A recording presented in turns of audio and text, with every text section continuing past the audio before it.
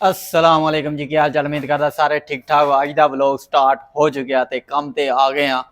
Camp shift हो गया, ठीक है। ते की कुछ होया कल, ठीक है, वह भी दसांगा। लेकिन उस तो पहले जल्दी ना चैनल सबसक्राइब कर दो, बेल आइकन दबा दो ताकि नेक्स्ट फ्लो तक पहुँच सके बासानी और तुम मिस्टर जी का हिस्सा बन सको। तो बहुत ही थकावट हुई अज, ठीक है। रात 12 बजे तक जाग जाग के यही सोचते रह गए भी की होना, नींद नहीं सी आ रही, ठीक है। 10 बजे जाके रूम की सैटिंग ये वो की, ठीक है। तो फिर पिया 2 घंटे जरा ना वो नींदर ही नहीं आ रही सी। तो मैनू 2 गद्दे दिते, ठीक है। रूम तो नहीं सही लेकिन गद्दे उन्होंने 2 दिते। उन्होंने कहा मौज मार, ठीक है। एक थले रख, उत्ते रख, दरम्यान च पै के, उत्ते कोई आन के कोई चीज़ रखेगा तो तेरा मिद निकल जाएगा।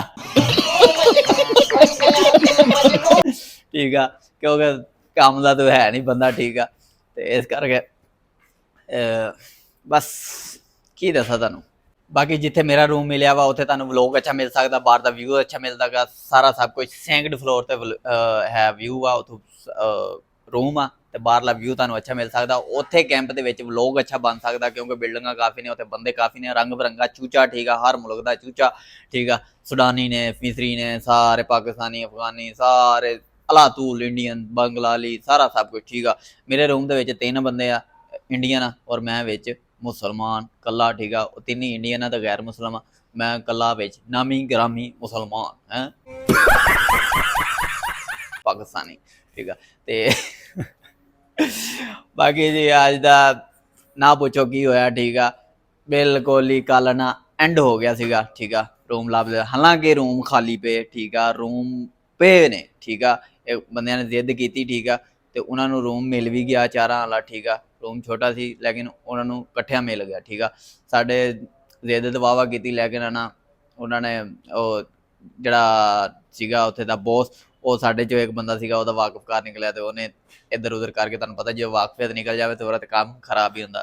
तो उन्हें कहा कि फिर असी बड़ी मुश्किल ना, यानी कि 3 कट्ठे किए तो 2 असी अलहदा अलहदा। हुण 24 तरीक नूं बंदे जाने, तो फिर उन्होंने वाले रूम जड़ा वड्डा भी आ, सही भी आ, तो फिर उत्थे शिफ्ट होवांगे, ठीक है। फिलहाल 10-15 दिन जड़े ने वो कड्ढने पैने इंज ही, ठीक है। क्योंकि साडा हुण सिस्टम होया सीगा कट्ठा, ते 5 बंदियां दा ते बड़ा बेहतरीन निज़ाम चल रहा सीगा, ठीक है। तो मेरा तो वैसे ही तुहानू पता हो कि आउट ऑफ दिमाग थोड़ी टेंशन हो तो रोटी खाने दिल ही नहीं करता, ठीक है। तो अगे 2 हफ्ते हो गया रोटी गाने की वजह तो रोटी खा नहीं हो रही, ठीक है।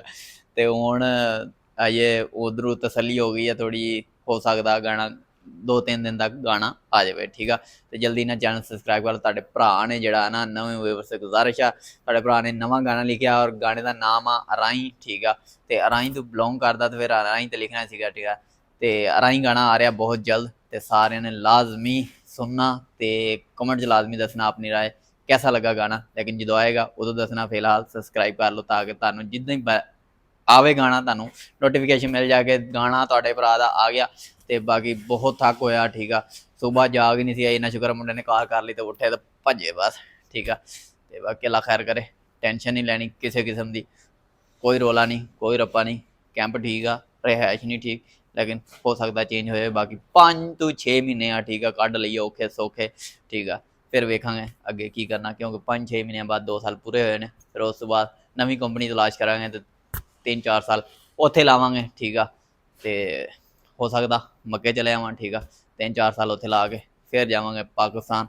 ओके जी, अज का व्लॉग एंड करते हैं, मिलते हैं नेक्स्ट वीडियो जल्दी। चैनल सबसक्राइब कर दो, बेल की घंटी दबा दो ताकि नेक्स्ट व्लॉग तक पहुंच सके बात नहीं, और तुम मिस्टर जी का हिस्सा बन सको। अल्लाह हाफिज़।